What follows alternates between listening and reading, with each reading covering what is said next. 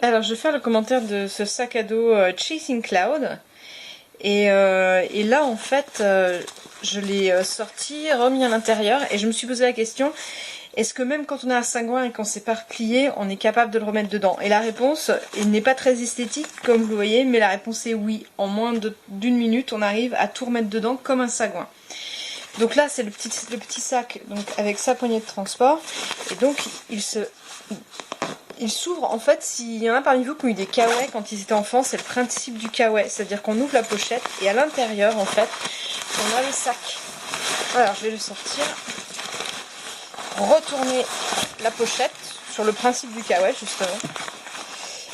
Et donc renfermer cette partie-là à l'intérieur et on obtient le sac. Alors, je vais vous montrer dans l'autre sens. Voilà ce sac à dos en nylon étanche. Et donc au niveau de ses caractéristiques, donc on a deux sangles de maintien ici. Donc le fond n'est pas rigide évidemment, hein, tout est souple dedans. Hein. On a donc les fermetures. On peut resserrer cette partie là avec les sangles, sauf que moi, eh bien, il manquait un de ces machins là sur le mien. Donc là il y a un petit défaut, je pense que ça a dû être oublié ou perdu, je ne sais pas. Voilà, sur le côté on va avoir, alors je vais poser la caméra pour montrer.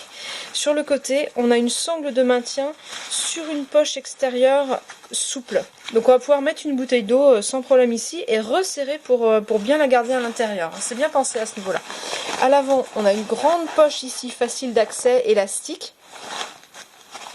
De l'autre côté, on a également la même poche que de l'autre côté, que du côté qu'on vient de voir. Donc on a, du coup, on se retrouve également ici avec une poche intérieure qui va venir se refermer. Donc je vais le refermer justement. Hop, ici et là.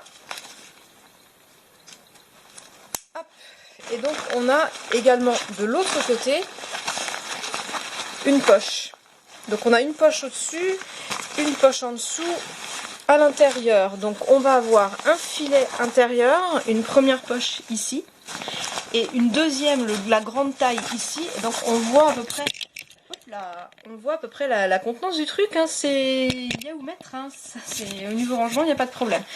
On a ce système-là pour resserrer cette partie. Voilà. Et au niveau du dos, donc on a des sangles très légèrement rembourrées évidemment sur ce genre de système, mais malgré tout rembourrées. Alors évidemment le dos ne l'est pas.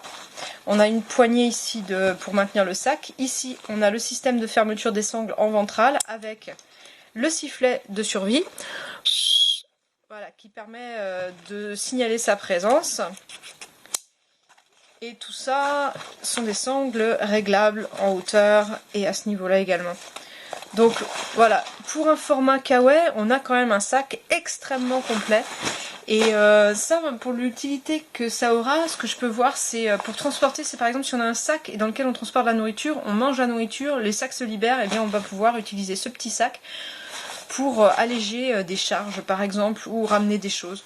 Mais c'est pas mal foutu du tout du tout. Évidemment ce sera pour mettre des choses légères, parce que c'est pas fait pour porter des choses lourdes.